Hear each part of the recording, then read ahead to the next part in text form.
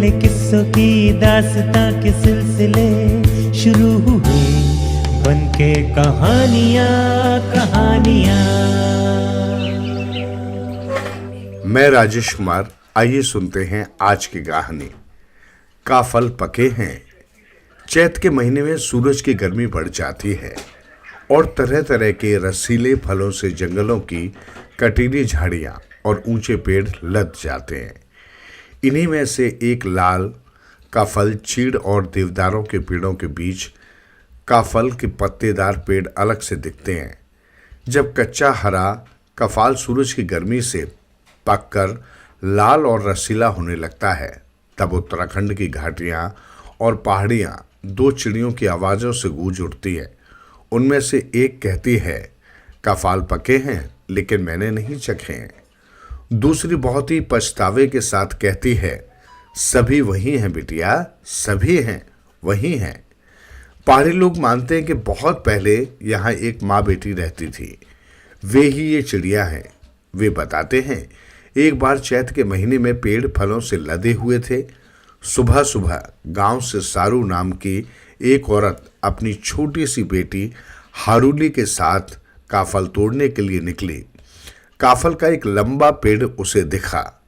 अपने घाघरे को घोंसकर वो पेड़ पर चढ़ी और काफल तोड़ने लगी। काफलों को चुनने में हारूली की माँ भी मदद कर रही थी। जल्दी ही उनकी टोकरी काफलों से भर गई। सुबह के काम से संतुष्ट होकर माँ और बेटी घर की तरफ निकल पड़े। आज का दिन हमारे लिए बड़ा अच्छा रहा बेटिया, सारू ने हारूली से कहा। हमें खूब रसीले और पके कफाल भी मिले। जब तुम्हारे बाबा और भाई काम से लौटेंगे तब उन्हें ढेर सारे कफाल खाने को मिलेंगे। हाँ माँ, छोटी बच्ची ने जवाब दिया। हम उनके ऊपर नमक भी छिड़क देंगे जिससे उनका स्वाद और बढ़ जाएगा। जब वे घर पहुंचे तो बहुत सारे काम करने बाकी थे।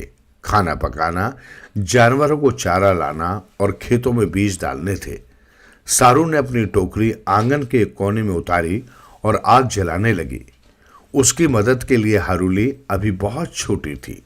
उसकी माँ ने कहा कि जब तक वो अपने काम पूरे करती है तब तक वो आवारा बकरियों से उन काफलों की हिफाजत करे। इन पर नजर रखना बिटिया, उसने कहा, पर खाना एक भी नहीं। मैं जब आऊंगी तो तुम्हारे लिए सबसे अच्छा वाला चुनूंगी। गलती से अगर तुमने कोई कच्चा काफल खा लिया तो तुम्हारा पेट खराब हो जाएगा। मैं इनका पूरा ध्यान रखूंगी माँ, हारूली ने कहा, और मैं वादा करती हूँ जब तक तुम मुझे नहीं दोगी मैं इन्हें छूंगी भी नहीं। माँ दोपहर तक खेत और रसोई में काम करती रही और बच्ची काफलों को देखती रही। वे उसका मन ललचा रहे थे। वो कब से आस लगाई थी कि एक रसीला काफल उसके मुंह में जाए।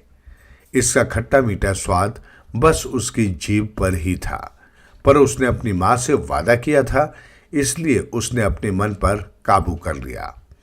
उसने वो गुड़िया जो सारू ने रद्दी कपड़ों से बनाई थी निकाली और खेलने लगी।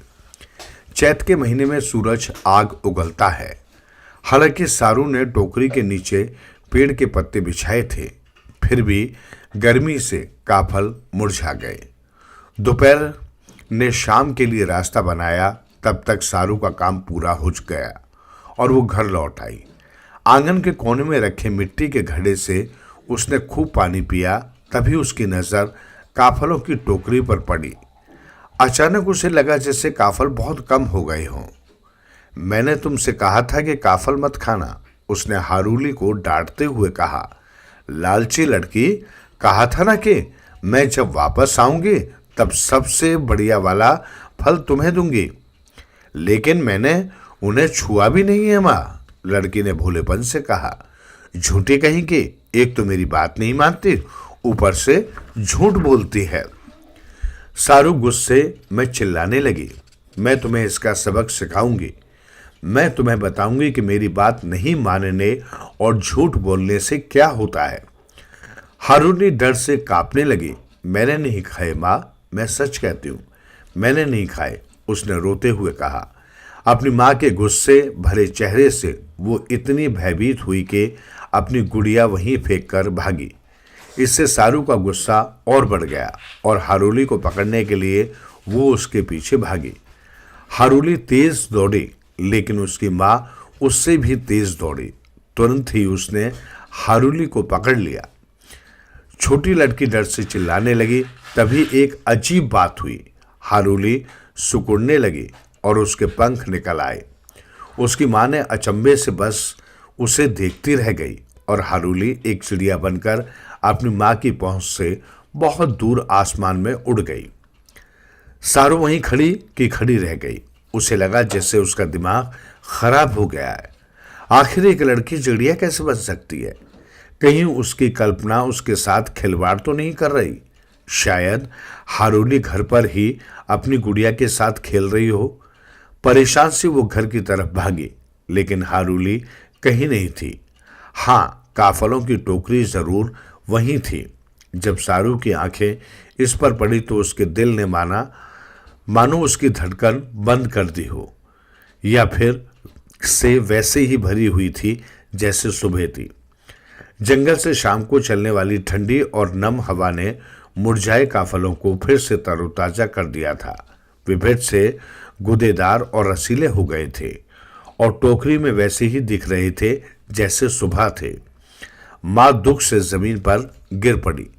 हारूली ने सच कहा था कि उसने काफल नहीं छुए थे। अपनी मासूम बच्ची पर शक करके उसने अनर्थ कर दिया। वे सभी वही हैं बिटिया, माँ जोर जोर से रोकर कह रही थी। सभी वही हैं, वही हैं, वही हैं। उसके पश्चाताप से बहुत वेदना थी और अपनी गलती को सुधारने की इतनी तीव्र इच्छा कि इन वाक्यों को दोहराते दोहराते वो खुद भी चिड़िया बन गई और जंगल में अपनी बेटी को ढूंढने उड़ चली। तभी ये दोनों चिड़िया जंगल में उड़ रही हैं।